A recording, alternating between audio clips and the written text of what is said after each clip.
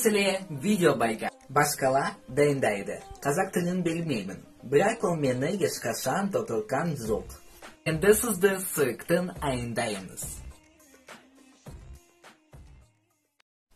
Mahan kitapka okuyup bir gerek. Kitap журналы болу керек, бірақ он Wi-Fi ұстамайды. Жырыту ешқашан болмайды. Енді біз ең маңызды нәрсеге жеттік. Қазақстандан блогер көп. Танымал адамдар блогерге айналайды.